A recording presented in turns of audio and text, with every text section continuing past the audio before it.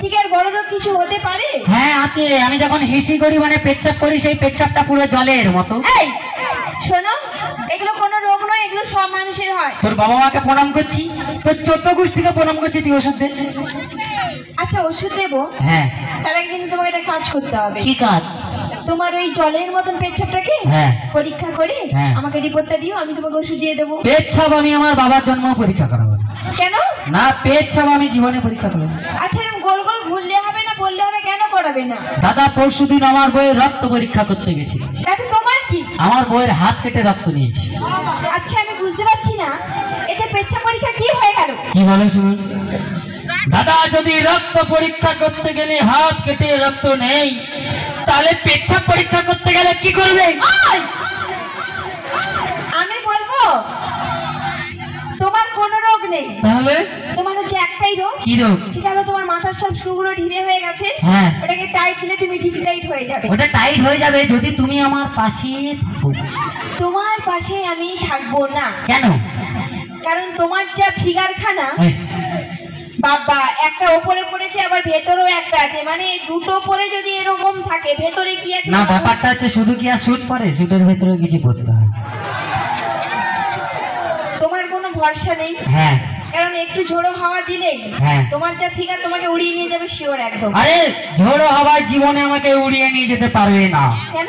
কেননা আমি আমার ঘরে 5 কুইন্টাল পাথর কিনে রেখেছি, তার সাথে দড়ি কিনে রেখেছি। পাথর দড়ি?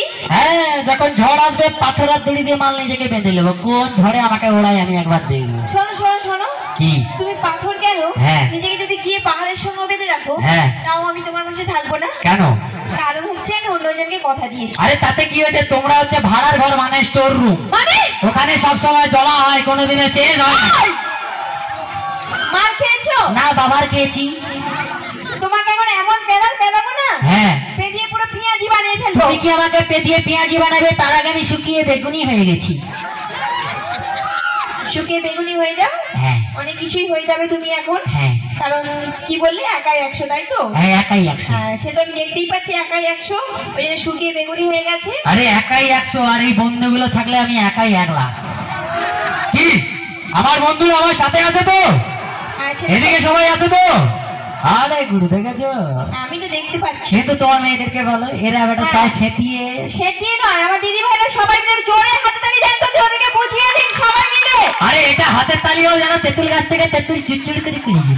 এই শোনো শোনো শোনো, দাও, তেঁতুল গাছ থেকেই পড়ুক, হ্যাঁ, আর আম গাছ থেকেই পড়ুক। হ্যাঁ, ওরা দিয়ে প্রমাণ করেছে যে ওরাও পারে। হ্যাঁ পারে তো, 100 গ্রামের সাথে 20 গ্রাম ফ্রির মালটা যেমন পারার কথা তেমন পারে। সেটা পরে হবে, হ্যাঁ কারণ বেশি বকো না। হ্যাঁ, দিদি ভাই মানে মেয়েদের একটু কি রোগ আছে বলো তো? মেয়েদের কি রোগ? মেয়েদের ঝগড়া করার রোগ। হ্যাঁ, ঝগড়া নয়, কি? বেশি বকলে তুমি এখান থেকে বাড়ি যেতে পারবে না, আরে বাড়ি রেখে দেবে। কে? দিদিরা কোনোদিন কিছু করতে পারবে না, ওদের কাছে ঝাঁটা আর খুন্তি ছাড়া কিছু নেই। কিন্তু ওইটা দিয়েই তো কাজ হয়ে যাবে। কিন্তু আমার বন্ধুদের কাছে AK-47 আছে।